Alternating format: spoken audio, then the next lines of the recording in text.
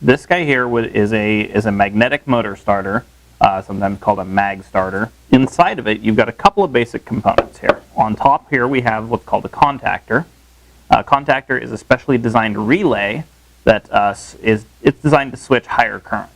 Now, a relay is an electromechanical device that on the bottom, you can't really see it here, but there's a coil of wire, and you can feed that a fairly low current signal, but it generates a magnetic field that pulls down on the contacts in the top of this unit here.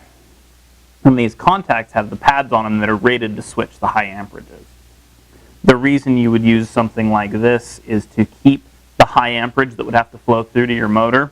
You want to keep that out of your user interface panel. You don't want 30 amps or something like that flowing behind the button that your user is putting their hand on every time they start the machine.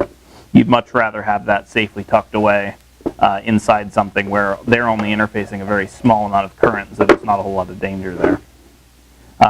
The other reason for using that, besides safety, is to be able to switch a very large amperage signal with something small that can't handle it. So for example, if you have a pressure switch or a float switch, say on a well or on a pump or a stock tank or something like that, generally those switches are only rated up to maybe an amp.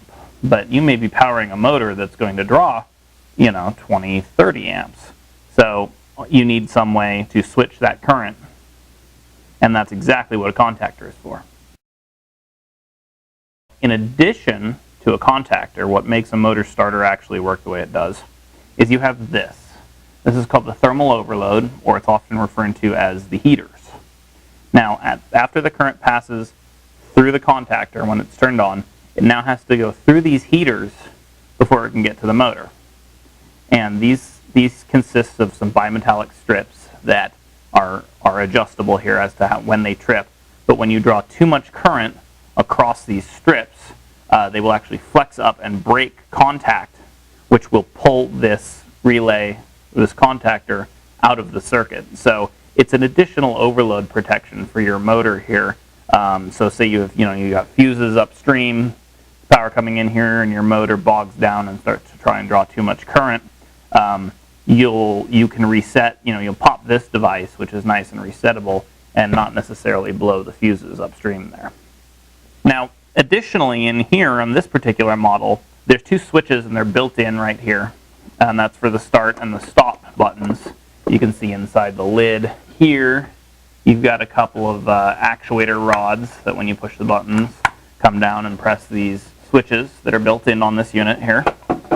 There's another flavor of mag starter here that comes without the start button here. So you can see it's just got stop reset. And if we look inside that one here, you can see the buttons aren't present, they're missing. Now what you would use this style starter for here primarily is if you were wiring it up where you had something externally controlling the device. So it's either something where as soon as power is applied, you want the device to come on, or you've got an external trigger like a float switch or a pressure switch or even a limit switch or something like that, where you want that particular switch to be operating your machinery. This one here with the built-in switches is more ideal for something where you actually have a real person that's going to operate the equipment.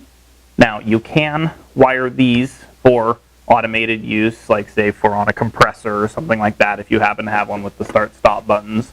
There's no reason you can't rewire this one to act like this one.